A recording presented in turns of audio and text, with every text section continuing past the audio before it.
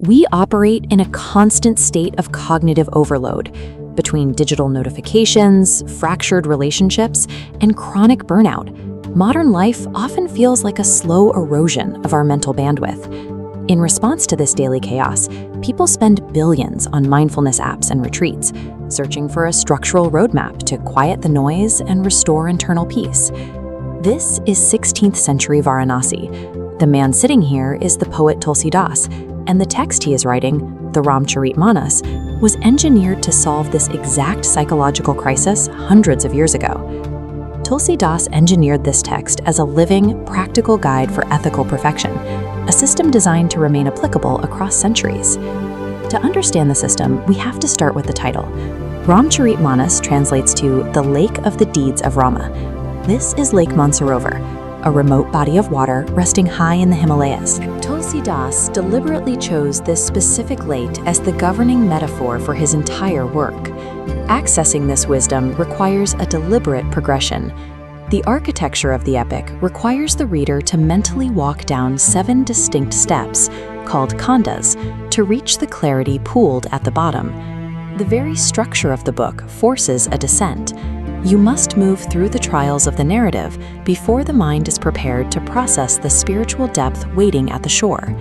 These 7 Kandas form the narrative spine of Rama's life, and each one takes you deeper into the metaphor.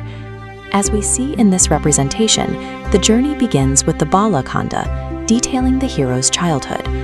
The second step, the Ayodhya Kanda, abruptly strips away his comfort and forces him into a political exile. This diorama captures the trials of the next phase. The Arranya Kanda tracks survival in the forest, culminating in the abduction of Sita. Rama then moves into the Kishkinda Kanda, where he must forge an alliance with an army of monkeys to recover her. The descent accelerates. The Sundar Kanda tracks the heroism of Hanuman, which leads directly into the Lanka Kanda, the technical climax where Rama engages in total war to resolve the conflict with Ravana.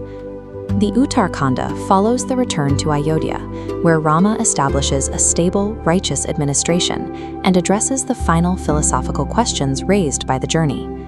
By moving through these narrative steps, the reader finally arrives at the water's edge, prepared to consume its meaning. The water in this lake represents 10 timeless virtues. When isolated, they map directly onto the specific friction of modern life. Rama chooses long-term responsibility over instant gratification, accepting years of hardship to honor a promise.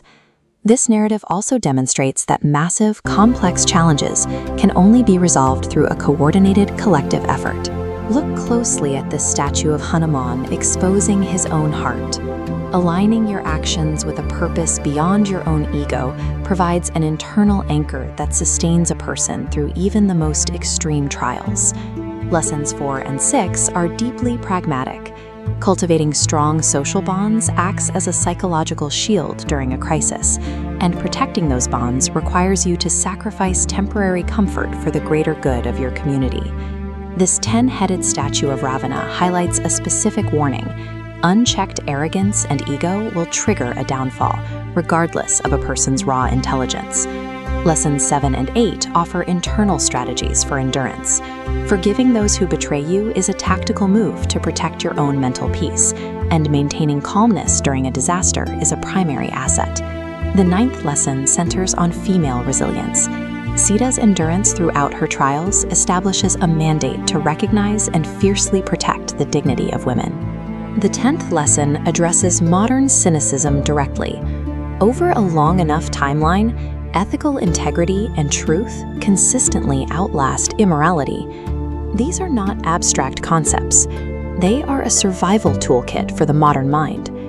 Absorbing and executing these 10 lessons leads to a condition known as Ram Rajya. In this context, Ram Rajya functions as an impenetrable internal state, a mind characterized by absolute transparency, peace, and unshakable dharma. Summarizing this epic in 5 minutes is like looking at a massive lake from a helicopter. To actually comprehend its mechanics, you must walk down the steps yourself until you finally dip below the surface. In our upcoming SacredSutra 7-part series, we will dedicate a full episode to the specific practical philosophy and technical lessons contained in each individual Kanda.